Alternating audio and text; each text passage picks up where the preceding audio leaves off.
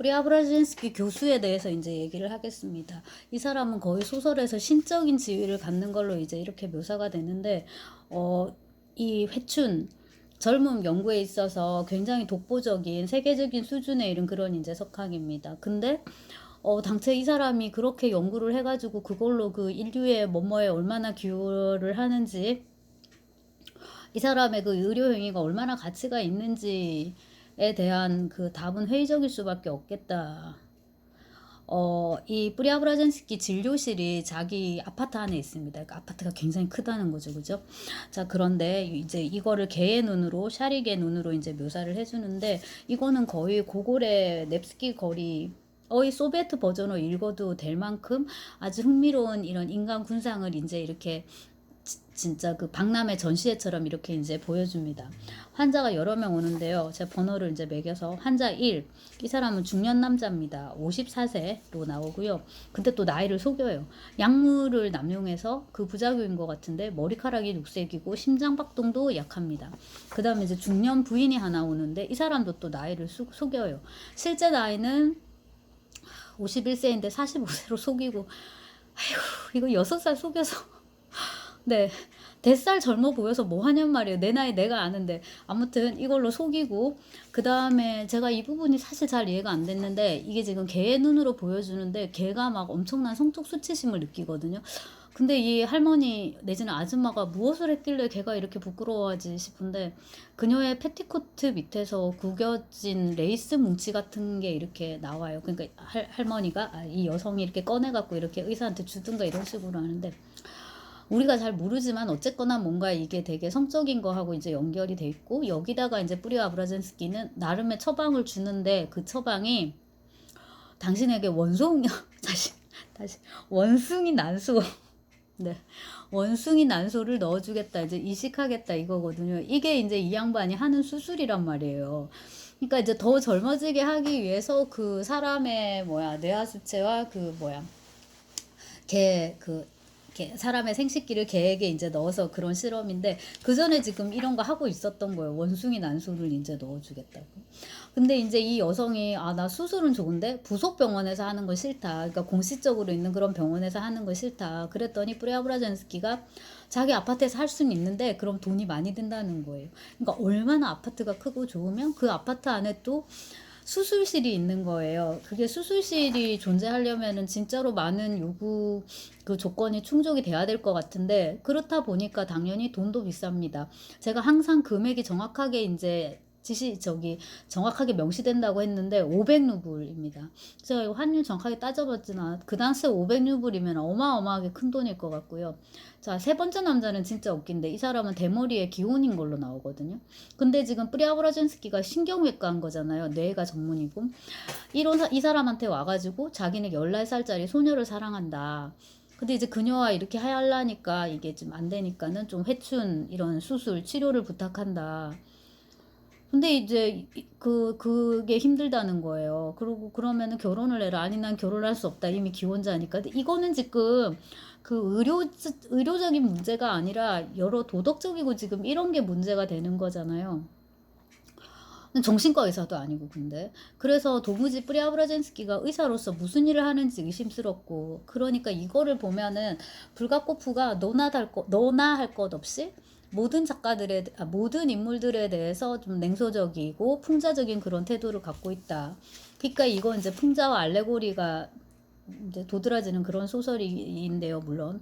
자, 그래서 무슨 일을 하는지 알 수 없다. 그 다음에 이 사람이 이런 의료 행위를 통해서 이렇게 젊음과 활력을 제공하는 거는 충분히 긍정적이지만, 이 앞에 여러 환자들을 받는 장면에서는 허용이나 과욕이나, 이제 늙었는데 너무 이게 막 그거 젊으려고 하는 그런 거나, 그 다음에 이제 타락 불륜이죠. 또 이쪽은 그런 거에 조력자일 뿐이라는 거죠. 무엇보다도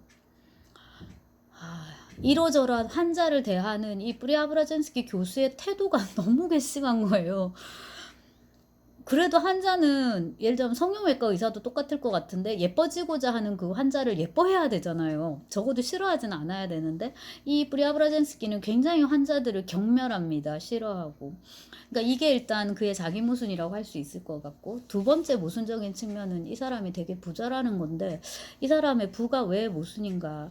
그 주택위원회 4명이 있는데 제가 여기 이름 다 부르겠습니다. 시본제르, 벼젬스카야, 베스트루인, 그 다음에 자룹긴 동무인데, 벼젬스카야 카야로 끝나니까 그 앳된 청년처럼 보였는데 실은 여성이었던 그 동지가 바로 이 벼젬스카야입니다.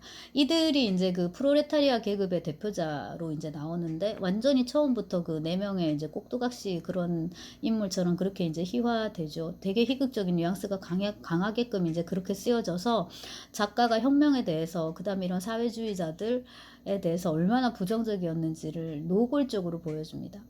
그럼에도 불구하고 이 사람들이 이제 주택위원회 위원들이잖아요. 이제 와가지고 뭐를 문제 삼냐 하면, 프리아브라젠스키 교수, 필리포비치, 당신은 너무나도 큰 면적을 사용하고 있다라는 거예요.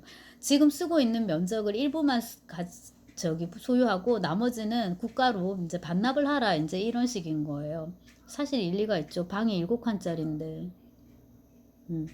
러시아는 아파트랑 우리랑 조금 구조가, 러시아 아파트는 우리랑 구조가 조금 다릅니다. 우리는 이제 거실이 중간에 있고 방들이 이렇게 방사형으로 이렇게 있는 그런 형태지 않습니까? 뭐 문칸방 있고 해도 어쨌거나 거실을 중심으로 이렇게 있는데, 러시아는 거실도 하나의 방입니다. 그래서 들어가면 꾸흐냐, 약간 부엌 겸 식탁 그런 방이 있고요. 그 다음에 이제 이거 거실방, 또 들어가면 또 딴 방, 또 딴 방, 이런 식으로 처음에 남의 아파트, 이제 주로 교수쯤 되는 그런 사람들 수준의 이제 아파트로 들어가면은 되게 미로로 들어온 것 같이 이제 그런 혼란함을 느끼게 되고, 방 3개 정도 아파트만 해도 모스크바에서 뜨려꼼났나요? 끄바르치라 드부후꼼났나요? 방 2칸짜리 아파트 이 정도만 해도 사실은 그렇게 못 사는 게 아니거든요. 그만큼 이제 그 모스크바 뿐만 아니라 런던도 그렇고 뉴욕도 그렇고 어느 나라든 대도시, 그 특히 수도에서 이렇게 집을 갖는다는 이제 굉장히 힘든 일인데, 프리아브라젠스키는 혼자 아파트를 7칸, 방이 7칸이나 되는 이제 이런 아파트를 차지하고 있습니다. 그래서 이 주택위원회의 어떤 주장은 평등과 정의의 관점에서 보면은 상당히 설득력이 있다고 할 수 있겠죠. 근데 또 프리아브라젠스키는 프리아브라젠스키 나름의 논리가 있습니다. 우선은 니네들 너무 더럽다. 내 카펫을 다 더럽혀 놨는데 내 카펫은 모두 페르시아산이란 말이요. 이렇게 되게 속물로 묘사가 돼요. 여기서 이제 또 작가의 어떤 정의, 공평함을 볼 수 있는 거죠. 니네들도 거칠고 싸가지가 없고, PT들, 프로레타리아들, 이 무상계급들, 그 다음에 부르주아 유상계급인 너도 잘난 거 없어. 진짜 한 판 다 뒤집어 엎을 거야. 혹은 다 뒤집어져야 돼. 막 이런 느낌이 상당히 강하게 이제 드는데, 제가 자꾸 강조하게 되는데 작가가 젊어서 그게 되게 큰 것 같습니다. 이제 늙으면은 한 판 뒤집어 엎는 걸로는 안 되거든요. 그럴 힘도 없고, 어떻게 힘이 생겨갖고 한 판 뒤집어 엎어도 그거를 수습하고자 하는 욕구가 되게 커진단 말이에요. 그래서 그게 이제 거장과 마르가리타에 나오는 말로는 빠꼬인데, 안정이라고 옛날에 어릴 때는 제가 번역을 마음속으로 했었는데, 안식이에요, 안식. 그게 나중에 러시아어를 이제 공부를 해보니까 그 live in peace, 평화 속에서 이제 살라, 잠들라, rest in peace죠. 네. 그거처럼 이제 사실은 죽음을 거의 뜻하는 건데, 그런 식의 이제 몸에 계기까지 다 집어넣어줘야 되기 때문에 소설이 훨씬 더 방대해지고, 그 다음에 이제 정조도 되게 이제 복잡해지는 거죠. 근데 요건 20대 때 쓴 거니까 막 다 이쪽 저쪽 다 거치고 막 다 뒤집어 엎을 거야, 막 이런 분위기입니다. 그러니까 이제 집을 축소하라고 이사도라 동콘도 모스크바에 와가지고 집을 조금만 쓰고 있는데 이제 이렇게 벼젬스카야가 말한단 말이에요. 그랬더니 프리아브라젠스키가 난 이사도라 덩컨이 아니란 말이오 이러면서 또 이제 맞섭니다. 이사도라 덩컨은 이제 그 현대 무용의 시조라고 일컫는 아주 이제 유명한 무용수인데, 그 무용 무대에서 토슈즈예요. 발레리나들이 신는 거 그런 거랑 콜셋이랑 이런 거를 이제 집어 던지고 맨발에 그래서 이사도라 덩컨 이렇게 이야기를 하는데 갑자기 길어지고 있는데 이 이사도라 덩컨이 이제 이런 무용사에서 큰 업적을 이룬 거는 물론 당연하고요. 덧붙여서 이제 러시아의 농민 시인이라고 일컬어지는 예세닌이라는 시인이 있습니다. 굉장히 이제 곱상하게 생겼는데 나이는 덩컨이 더 많았던가 그런데 둘이가 좀 사귀었고 같이 결혼도 했나 아무튼 같이 또 살고 그랬습니다. 그래서 이제 그 연애도 호사가들의 이제 관심을 좀 자극하기도 하고 그랬던 그 이제 이사도라 덩컨입니다. 근데 그 보면은 여기서 뿌리아브라젠스키가 전혀 기가 죽지 않아요.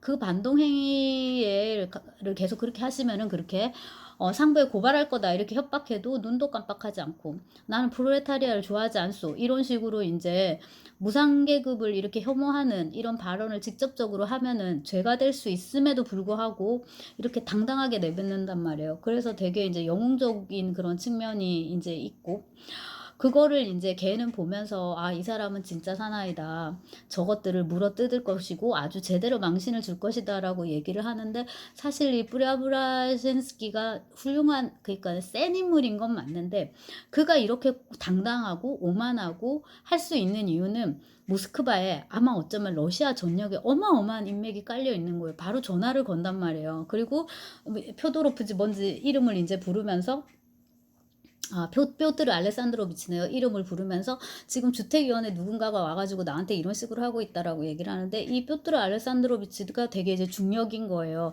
뭔가 그 좀 대단한 인물이고 이제 이 사람이 이걸 손쓸 수 있는 거죠. 근데 그 사람이 뿌리아브라젠스키의 환자이거나 뭐 그에 준하는 관계를 맺고 있기 때문에 계속 이렇게 뒤를 봐준단 말이에요. 그래서 얼마나 더럽고 치사한지가 또 이제 역시나 그 여기서 이제 불가코프의 그런 현실 풍자 이런 게 한 번 더 보이고 계속 말씀드렸듯이 너나 별로 잘할 거 없어. 잘난 다 똑같아. 둘 다 별로 깨끗한 거 없어. 이제 이런 게 보이는 거죠. 근데 우리가 바깥으로 나와서 좀 거시적으로 보면은 사실 이렇게 그 주택위원회 같은 노동자 계급이 무지하고 폭력과 빈곤에 서러 있고 이렇게 된 것은 구조적으로 보면은 이런 뿌리아브라젠스키 같은 이런 사람이 이제 부르주아인데 7칸짜리 아파트를 쓰면서도 아무 생각이 없기 때문에 자기는 이게 불가피한 거예요. 자기가 잘방도 필요하고 하인들한테도 방을 내줘야 되고 조수도 있단 말이에요. 조수한테도 방을 내줘야 되고 집무실은 집무실대로 필요하고 그 다음에 이제 실험실이 아니라 수술실이죠. 수술실이 또 필요하단 말이에요. 수술 도구를 보관하고 적정한 온도와 뭐 위생 상태를 유지할 그런 것들이 다 필요하니까 7칸이 자기한테는 결코 많지 않단 말이에요. 그러니까 이제 자기는 워낙에 그렇게 대단한 인물이니까 7칸짜리 방이 7칸이나 되는 아파트에서 살아야 되고 이제 저런 거렁뱅이들은 어디서 살든 간에 이제 아무 상관없고 그러니까 이런 식의 반성적 의식이 없기 때문에 어쩌면 또 저 계급들이 프롤레타리아 계급들이 저렇게 사는 건데 그런 모습을 이 인물들은 보지 않지만 작가는 보고 있고 그거를 이제 독자도 인지할 수 있게끔 이제 충분히 잘 써주는 거죠 그거를. 네, 그래서 이제 작가의 그 시선이 굉장히 예리하다라는 거, 그거를 또 한번 이제 강조를 하고요. 다른 한편으로는 프리아브라젠스키의 이런 화려한 의식주를 되게 풍자를 많이 하는데 이 사람은 뭐를 먹고 막 이런 것들 있잖아요. 어떤 옷을 입고 막 이런 거를 되게 묘사를 많이 하는데 이런 의식주가 전제되지 않으면은 이런 식의 의학적인 실험, 수술, 그 다음에 이제 학문적인 연구 이런 거는 불가능하다. 이런 지적 활동이 가능하기 위해서는 기본적인 의식주의 토대가 갖추어져야 된다라는 식의 암시를 동시에 볼 수도 있겠습니다. 그러니까 제가 앞서서 얘기했던 유물론인 거죠, 그죠?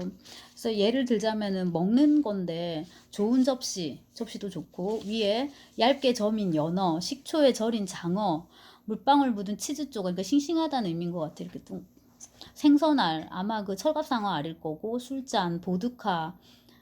그 다음에 이제 여기 프라브다지가 있는 거예요. 그러니까 이렇게 먹을 게 준비돼야지 프라브다지 문화가 이제 들어갈 수 있다라는 건 것 같고 얼마나 잘 먹으면은 이게 게도 있죠. 희고 두툼한 철겁상어 살코기 한 점, 핏물이 뚝뚝 떨어지는 로스트 비프 한 조각 이런 걸 먹는단 말이에요. 그리고 이제 그 지금 엄청 모스크바가 추운데 여기서 이제 교수는 스프와 포도주로 인해서 얼굴이 발그르스름해져 있다. 이런 식의 이제 묘사가 나옵니다. 여기 지금 연어, 장어 이렇게 해서 생선이 많이 들어가 있는데 모스크바는 그 바닷고기를 이렇게 많이 먹을 수가 없는데, 물론 강에서 잡아와가지고 먹기도 하지만은 싱싱한 생선은 굉장히 고급한, 그 아무나 먹을 수 없는, 뭐 우리도 회가 고급한 음식이지만은 여기 특히 그렇거든요. 그리고 이게 내전 직후의 상황인데 어디서 이 많은 값진 진귀한 음식들을 구했냔 말이에요. 그래서 이 프리아브라젠스키가 누리는 이 뭐야 의식주의 풍요로움, 이거를 우리가 다시 한번 생각할 수 있고, 이거에 대해서 작가가 얼마나 시니컬한가를 우리는 이제 봐야 되는 거죠. 이 인물들은 여기에 그냥 푹 빠져 있지만